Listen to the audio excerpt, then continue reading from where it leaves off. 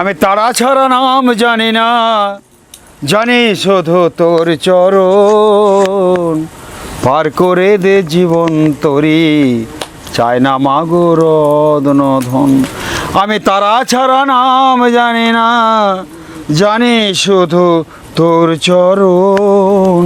পার করে দে জীবন তরি, চাই না মাগো রত্নধন।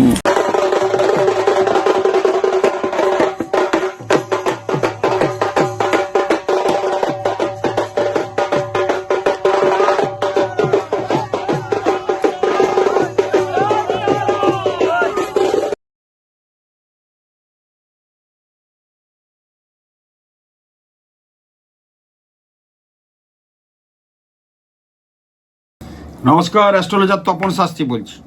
তারাদেব্যই বিদ্ময়ে মহাশ্মশানবাসিন্নয় ধীমহি তন্ন তারে প্রচোদয়াৎ। কালী কালী মহাকালী কালিকেই পাপহারিণী সর্বানন্দ রাখে দেবী মহাকালী নমস্তুতে। কালিকায় বিদ্ময়ে মহাশ্মশানবাসিন্নয় ধীমহি তন্ন ঘোরে প্রচোদয়াৎ। ওং শান্তি, ওং শান্তি, ওং শান্তি। আজকে আমি একটা বিষয় আলোচনা করব, যে বিষয়টা আপনাদের খুব কাজে লাগবে। সামনেই আসছে রটন্তিম অমাবস্যা। এই একটা অমাবস্যা কিন্তু বড় অমাবস্যা, বছরের প্রথম অমাবস্যা রটন্তিম অমাবস্যা।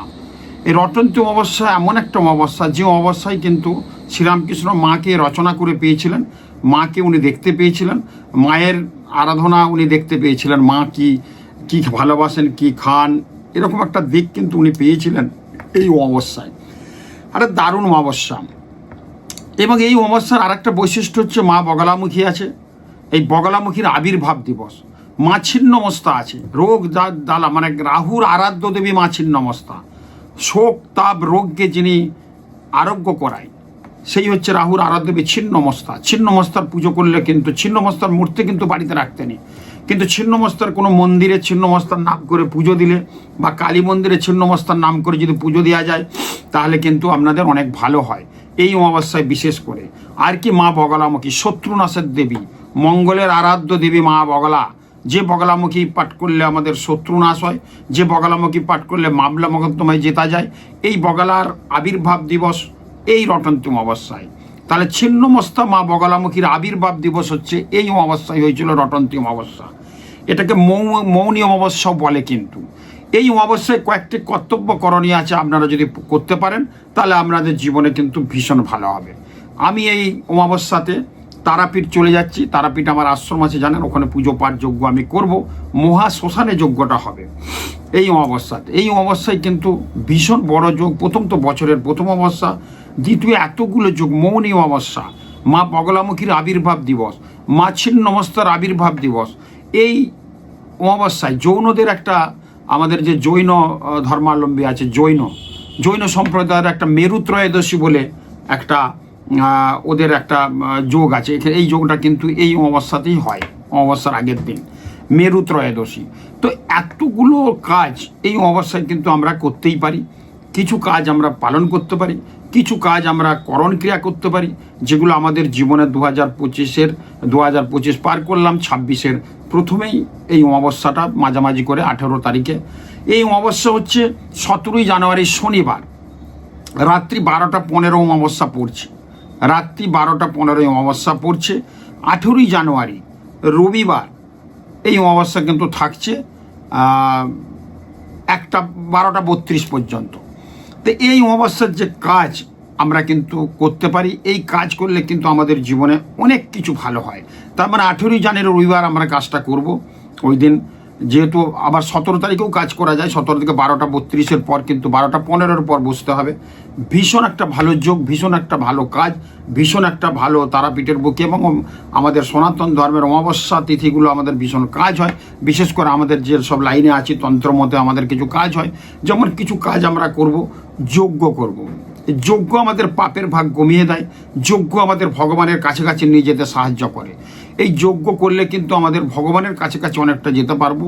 আর এই দুই দেবীকে ডেকে, কালী তারা ভুবনেশ্বরী ছিন্নমস্তা বগলা ভৈরবী কমলার থেকে ষোড়শী দশমবেদ্যা তো থাকছেই, তার সঙ্গে এই দুই দেবীর কিন্তু আবির্ভাব দিবস। কোন দেবী? রাহুর আরাধ্য দেবী ছিন্নমস্তা, আর মঙ্গলের আরাধ্য দেবী হচ্ছে বগলামুখী। তার সাথে আমার তো তারাপীঠে মহাযজ্ঞ শ্মশানে হবে। সেই যজ্ঞের মাধ্যমে কিছু ভালো ফল কিন্তু এবারে আশা করা যায়। আমরা যদি অগ্নিশিখামূলে আহুতি দিই, চৈষ্যের টুপাচার দিয়ে পবিত্র বেদ মন্ত্র উচ্চারণের মাধ্যমে মা বগলামাকে জাগিয়ে, মা ছিন্নমস্তাকে জাগিয়ে তাদের রোগ জ্বালা শোক তাপকে মা ছিন্নমস্তা রোধ করে এবং শত্রুনাশ মামলা মোকদ্দমায় রোধ করে দেয়, মিটিয়ে দেয়, সে হচ্ছে মা বগলা। তো এই কাজগুলো ভীষণ আছে। 18 তারিখে আমি যজ্ঞটা করব, একটু সকাল করে বসবো এবং 17 তারিখেও অমাবস্যা পড়ে যাচ্ছে 12:32 পর। তো 18 তারিখে আমি যজ্ঞটা করব। 18 তারিখে আমি মানুষের লোকজন দেখব যারা এইসব কাজে আহুতি দিতে চায়, তারা কিন্তু 18 তারিখে আমি সকাল থেকে লোকজন দেখবো তারাপীঠে আমার আশ্রমে, তপভূমি শান্তি আশ্রম, দ্বারকা লজের গলিতে একটু গিয়ে হেঁটে গেলেই দ্বারকা লজ আর স্মৃতি লজ, ঠিক ব্রিজটার আগে দ্বারকা লজ আছে, লজের বাঁ দিকে সোজা গেলে যেখানে শেষ হচ্ছে ওখানে আমার অফিস, আশ্রম, খাওয়া দাওয়ার সব ব্যবস্থা, লোকজন সব আসে, ওখানে প্রচুর লোকের একটা সমাগম হয়, আপনারা জানেন, দেখেছেন এর আগে। ওখানে আমার পুজো পাঠটা হবে 18 তারিখে সকাল থেকে লোকজন আমি দেখব, দেখে পুজো পাঠ আমরা করব। তারপরে রাত্রেবেলা যারা দেখাতে আসবে তাদেরও কিছু কাজকর্ম করবে এবং প্রত্যেকে বলবো এই আহুতিটা দেন এই মা বগলার আবির্ভাব দিবসে, রটন্তী অমাবস্যা, বিরাট বড় একটা অমাবস্যা।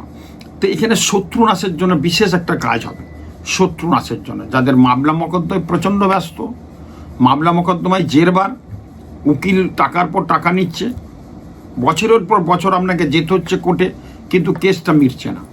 এই অমাবস্যায় তাতে সেই ডিভোর্স কেস হোক, তাতে আপনার জমি জায়গা সম্পত্তি হোক বা আদার্স যেসব কেসগুলো হয় যে কারণের জন্যে আপনার কোনো দোষ নেই অথচ আপনাকে দোষী সাব্যস্ত করা হয়েছে, যার ফলে কোর্ট কাছারি আপনি করেছেন, কোর্টে যেতে হচ্ছে, উকিল ধরেছেন, এই কাজগুলো কিন্তু এই অমাবস্যা বিরাট হবে। আর যারা প্রচণ্ড রোগা হয়ে যাচ্ছে, শীর্ণকায় হয়ে যাচ্ছে, রোগ তাপ শোক তাদের বাড়িতে লেগেই আছে, বাড়িতে একের পর মৃত্যু হয়ে যাচ্ছে অল্প বয়সী লোকজনদের, সেই সব কাজ করানোর জন্য মা ছিন্নমস্তাকে জাগিয়ে তার একটা পুজো পাঠ করে ছিন্নমস্তার পুজোটা করলে ভীষণ ভালো হবে। এই যজ্ঞ আমাদের করি, এই যজ্ঞর ভীষণ ভূমিকা আছে। আমি এর আগে যজ্ঞ নিয়ে বলেছিলাম, যজ্ঞ প্রথম তো আমাদের পাপের ভাগ কমিয়ে দেয়, যজ্ঞ আমাদের ভগবানের কাছাকাছি নিয়ে যেতে সাহায্য করে।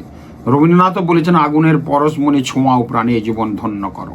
তো এখানে কিন্তু আগুনের যে আগুনের লেলিহান শিখা যদি আমরা শরীরের মধ্যে নিতে পারি, তাহলে কিন্তু আমাদের অনেক কিছু ত্রিতাপ জ্বালা যন্ত্রণা থেকে আমরা রক্ষা পাবো, ত্রিতাপ জ্বালা যন্ত্রণা থেকে আমরা কিন্তু বাঁচতে পারবো। প্রত্যেকের কিছু না কিছু আমাদের পাপ করে থাকি, কিছু না কিছু প্রাণী হত্যা, জীব হত্যা করে থাকি কিন্তু আমরা। তো সেখানে আমরা সেই পাপকে খণ্ডন করার জন্য এই রটন্তী অমাবস্যায় আমরা কিন্তু মৌনী অমাবস্যায় আমরা কিন্তু এই কাজগুলো করতে পারি। যেমন যজ্ঞ যে স্থলটিলটা হয়, এটা বলছে একটা সংসার, মানে দেখুন একটা সংসারের মধ্যে সব কিছু আছে। আমরা ঘিটা যে দিচ্ছি, যজ্ঞের কাঠ সাজাচ্ছি, সেটা আমাদের কিন্তু ভালোবাসা। আমরা যে ঘিটা দিচ্ছি সেটা আমাদের কিন্তু আনন্দ। ঘিয়ের সঙ্গে যখন আমরা লাস্টে যজ্ঞের সময় যখন আমরা পূর্ণাহুতি দিই, সেটা হচ্ছে অনাবিল আনন্দ। তো আমাদের যে আগুনটা ধরাচ্ছে, আগুনটা হচ্ছে আমাদের প্রেরণা, আমাদের প্রেরণাতে জাগবে। মানে একটা যজ্ঞের মধ্যে শান্তি, আনন্দ, অনাবিল আনন্দ, প্রেরণা, তার সাথে এইবারের যোগটা কিন্তু ভীষণ আছে। এই কাজটা আমি করবো। বগলামুখীর যাদের কাজ করার দরকার থাকে এবারে করিয়ে নেন। কোনো ভালো, আমার কাছে বলবো না, আমি জানি বলে বলছি, কোনো ভালো ব্রাহ্মণ তান্ত্রিক ধরে শত্রুনাশের জন্য কাজটা, কোনো রোগ তাপ শরীর খারাপ করছে, ডাক্তার কবিরাজি কিছুতেই কিছু ধরতে পারছে না, ট্রিটমেন্ট করছে, ব্লাড টেস্ট হচ্ছে, কোনো রোগ নাই, অথচ রোগা হয়ে যাচ্ছে, অথচ শরীরটা ডিস্টার্ব হয়ে যাচ্ছে। এই রকমের যদি কিছু ঘটনা থাকে তাহলে কিন্তু এই কাজগুলো করিয়ে নেবেন। এবং আগামী 2026 কী করে ভালো যাবে, বছরের প্রথমে একটা আহুতি দেন, যে কোনো মন্দিরে যজ্ঞ হচ্ছে একটু আহুতি দেবেন, বা যদি তারাপীঠে আসেন কোনো ভালো তান্ত্রিক ব্রাহ্মণদের ওখানে যজ্ঞ আহুতি দিলে কিন্তু ভীষণ কাজ হবে। 17ই জানুয়ারি অমাবস্যা পড়ছে, 18ই জানুয়ারি আমি কাজটা করব। এই অমাবস্যায় কয়েকটা জিনিস আমি বলবো, সেটা কিন্তু আপনারা করবেন। এবারে রবির বছর 2026 হচ্ছে 2+0+2+6, মানে রবি 10 হচ্ছে রবি। রবির বছর আমি প্রত্যেকের উদ্দেশ্যে বলেছিলাম প্রতিদিন সকালবেলা স্নান করে অথবা মুখ চোখ ধুয়ে ফ্রেশ সকালবেলা ব্রাশ টাশ করে মুখ চোখ ধুয়েও কাজটা করতে পারেন। এবং স্নানের পর কিন্তু রবির তো সূর্য প্রণামটা করছেন, জবা কুসুম সংকাংসম কাশ্যপে মহাদ্যুতিম ধান্তারিং সর্বপাপগ্ন প্রণৌতুস্মি দিবাকরম এই সূর্য সহস্রাংশ তেজ রাশি জগৎপতি অনুকম্পায় মাং ভক্তা গৃহাঙ্গুর্গং দিবাকরম ঈশ্বর্ঘং কর্মদায়িনী ওই শ্রীং সূর্যা ওই নম। এই মন্ত্রটা অবশ্যই পাঠ করুন। যদি এতটা না পাঠ করে নম হ্রিং সিং সূর্যায় নম, এটা নম হ্রিং সিং সূর্যায় নম। তার আগে অবশ্যই বলবো রবিবার দিন একটু কাঁঠালি কলা নেবেন, গঙ্গা জল নেবেন, আতপ চাল নেবেন, দূর্বা নেবেন, প্রস্ফুটিত জবা ফুল নেবেন, একটু রক্তচন্দন দিয়ে কূর্ম মুদ্রাতে বুকের কাছে ধরে এই মন্ত্রগুলো পাঠ করুন, দেখবেন ভালো হবে। একটি দুষ্প্রাপ্য মন্ত্র, এই 2026-এর স্পেশাল মন্ত্র। এই মন্ত্রটা যদি আপনারা পাঠ করতে পারেন, দেখুন মন্ত্র আমাদের মননাত্রাতে ইতি মন্ত্র, মন্ত্র আমাদের কিন্তু মনের ত্রাণ মেটায়। আমরা এসি ঘরেও কিন্তু ঘামছি, তার মানে আমাদের শান্তি নেই। টাকা প্রচুর আছে, শান্তি নেই। টাকা কম আছে, সেটাও শান্তি নেই। তো সব জায়গায় সব কিছু মিলিয়ে কিন্তু আমাদের কিন্তু সমস্যা থাকবেই, এবং সমস্যার সমাধানের জন্য কিন্তু মন্ত্র পাঠ করলে কিন্তু ভীষণ ভালো হয়। যার দ্বারা আমাদের চেতনা চৈতন্য উত্তীর্ণ হয় সেটাই মন্ত্র, যে আমাদের মনের ত্রাণ মিটিয়ে দেয় সেটাই কিন্তু মন্ত্র, মন থেকে যেটা ত্রাণ পাওয়া যায় সেটাই কিন্তু মন্ত্র। এই মন্ত্র পাঠ যখন বিদেশে পুজো হচ্ছে, আমেরিকাতেও পুজো হচ্ছে, সেখানেও কিন্তু আয়ুর্দেহি যশোদেহি ভাগ্যং ভগবতী দেহি মে পুত্রাং দেহি ধনং দেহি ধর্মং কামাশ্চ দেহি মে। আমেরিকায় পুজো হচ্ছে, টেমস নদীতে কিন্তু দুর্গার বিসর্জন হচ্ছে, ওখানেও কিন্তু সেই পুজোতে মায়ের ধ্যান, জটাজুট সমাযুক্ত মধ্যন্তু উপদেশই করাম লোচনংত্রয় সংযুক্তং জ্ঞানাঞ্জন সদিশাননম তপ্ত কাঞ্চন বর্ণাভ্যাং সুপ্রসিদ্ধ সুলোচনা নবযৌবন সম্পন্নং সর্ববারণ। এই যে আমাদের দুর্গার ধ্যান আছে, অনেকটা আছে, টাইম লেগে যাবে। তো এই যে দুর্গার ধ্যানটা আমরা করছি, সেটা কিন্তু দুর্গার ধ্যান মানে দুর্গার অবয়বটা কেমন, দুর্গার রূপ কেমন, তারই বর্ণনা। ধ্যান কিন্তু ভীষণ দিয়ে ভালো, যদি ধ্যান আমরা পাঠ করি তা আমাদের ধ্যান ধারণাটাই চেঞ্জ হয়ে যাবে। আর শাস্ত্রটাই হচ্ছে আমাদের স্বাস্থ্য, এই মন্ত্রটা হচ্ছে একটা শাস্ত্র। শাস্ত্রে বলছে শাস্ত্রই হচ্ছে স্বাস্থ্য, শাস্ত্র মানে যেটা সাবজেক্ট। আর আমাদের স্বাস্থ্য ভালো থাকবে শাস্ত্রকে যদি মেনে চলি। তো সেই ক্ষেত্রেই বলবো, মন থেকে যদি ত্রাণ পাওয়া যায় সেটাই মন্ত্র। এই মন্ত্রটা পাঠ করুন, ওং হ্রিং তীক্ষ্ণ রশ্মিনে, ওং হ্রিং তীক্ষ্ণ রশ্মিনে আরোগ্যদায় সাহা। আপনার তীক্ষ্ণ রশ্মিটা আসবে, ক্ষুরদার বুদ্ধি হবে, আপনি রোগ জ্বালা নিবেদন করতে পারবেন। এই মন্ত্রটা প্রতিদিন 3 বার করুন। ওং হ্রিং তীক্ষ্ণ রশ্মিনে আরোগ্যদায় স্বাহা, ওং হ্রিং তীক্ষ্ণ রশ্মিনে আরোগ্যদায় স্বাহা। এই মন্ত্রটা রবির বছর বলে এই মন্ত্রটা আমি পেয়েছি পুরনো প্রতিপত্ত ঘেটে। এই মন্ত্রটা যদি আপনারা পাঠ করতে পারেন, কিছু ভালো হবেই। ওই যে বললাম, শাস্ত্রই হচ্ছে স্বাস্থ্য। আপনি শাস্ত্র মানে মন্ত্র পাঠ করলে আপনার কিন্তু জীবনে অনেক ভালো আসবে। এই যে যোগটা আছে, এই যোগটা হচ্ছে ছিন্নমস্তা আবির্ভাব দিবস। এই যে যোগটা হচ্ছে মা বগলামুখীর আবির্ভাব দিবস। তারাপীঠে মা রচনা করে, শ্রীরামকৃষ্ণ মাকে রচনা করে পেয়েছিলেন অনেকগুলো যোগ। এই যোগটার জন্য প্রত্যেকের উদ্দেশ্য বলে, যদি মৌনী স্নান করতে পারেন সকালে। মৌনী স্নানটা কি? আপনি গঙ্গাতে যাবেন, স্নান করবেন, গঙ্গা থেকে যে বাড়িতে আসবেন, সে যত দূরেই বাড়ি হোক, আসতে কথা কিন্তু বলবেন না।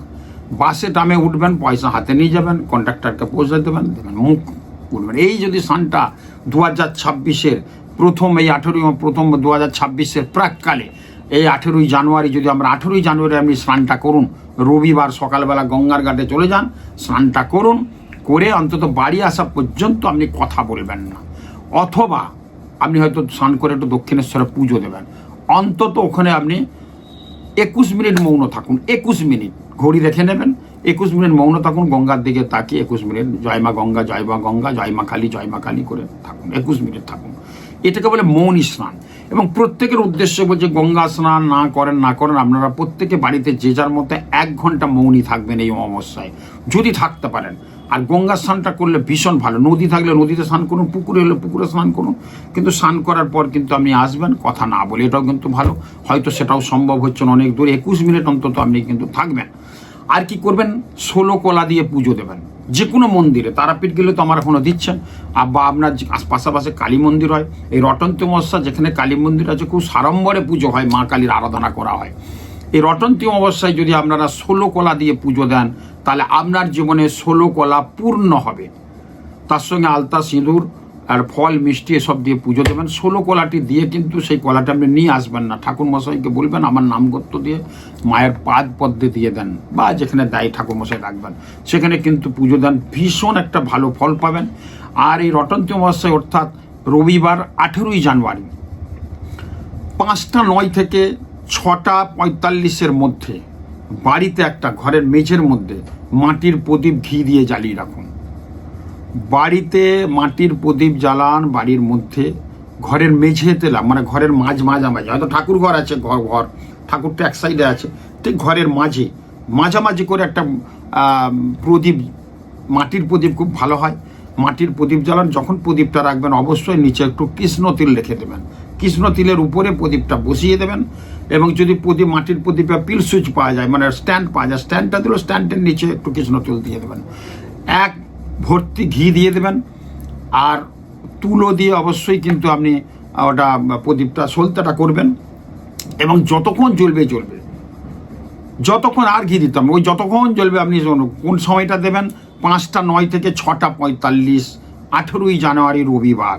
ঘিয়ের প্রদীপ জ্বালালে বলছে বাড়ির বাস্তুদোষ কাটে, বাড়ির অর্থনৈতিক ডেভেলপমেন্ট অনেক হয়, বাড়িতে অনেক চোর ডাকাতের ভয় চলে যায়, এবং ঘিয়ের প্রদীপ জ্বালানো ভালো।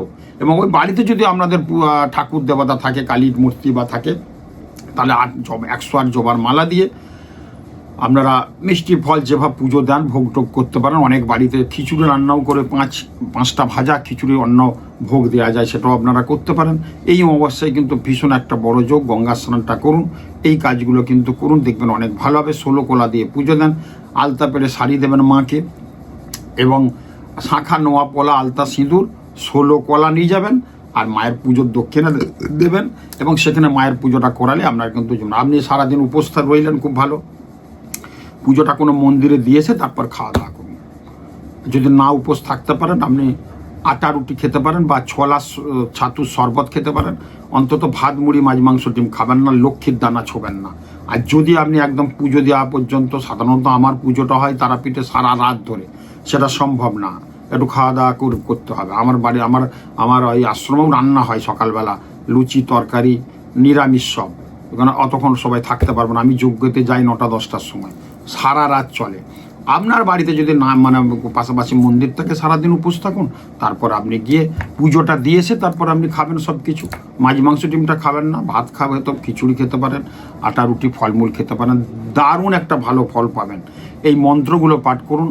আর তারাপীঠ মহাযজ্ঞে, মহাশ্মশানে শত্রু নাশের জন্য বগলামুখী বললাম, কাজটা ভালো হবে। পড়াশোনার জন্য নীল সরস্বতী কবচ বানানো হবে, আমাদের শরীর স্বাস্থ্যের জন্য মহামৃত্যুঞ্জয় বানানো হবে, আমাদের সৌভাগ্য আর্থিক উন্নতির জন্য ধনদা মহালক্ষ্মী বানানো হবে। এই যে কবচগুলো বানাবো, এই কবচগুলো বানানো, এই কিন্তু অবশ্যই মক্ষম যোগ। আপনি নিজে থেকে আহুতি দিয়ে যদি ইনস্ট্যান্ট থেকে কাজটা করেন, সেই কাজটা কিন্তু অনেক ভালো হবে। কিন্তু অনেকের সম্ভব না। আমি এই যে সবাই যাচ্ছেন, আমি তো তাদের সব বানিয়ে টানিয়ে দিচ্ছি, তা তো খুব ভালো ফল পাচ্ছে, রেজাল্ট তো খুব ভালো হচ্ছে। এই অমাবস্যাটা বিশেষত্ব বললাম, আপনারা এই অমাবস্যায় অবশ্যই আহুতি দেন। অমাবস্যা আমাদের জীবনে কিন্তু অন্ধকার নিয়ে আসে অমাবস্যা মানে, কিন্তু আমাদের আলোর পথটা দেখায়। দেখুন, আলো আছে বলেই অন্ধকার, এত অমাবস্যা আছে বলেই পূর্ণিমা হচ্ছে। তো সে আলোর সন্ধান দিতে 18ই জানুয়ারি ওখানে আমরা অগ্নিশিখামূলে আহুতি দেবো, যজ্ঞের ত্রিতাপ জ্বালা যন্ত্রণাকে তাড়াবো, অশুভ শক্তিকে নাশ করব, শুভ গ্রহকে শুভ করতে হবে। গ্রহদের নিজস্ব কোনো আলো নেই, সূর্যের আলোয় কিন্তু আলোকিত। অতএব সূর্যদেবের একটু আরাধনা করতে হবে। আমি বলেছি 2026-এ বাড়িতে বেল গাছ লাগাবেন, একটা কাঁচের বয়ামে অবশ্যই কিন্তু কাঁচের একটা জার নেবেন, তাতে একটা মানি প্ল্যান্টের গাছ লাগান উত্তর পূর্ব দিকে।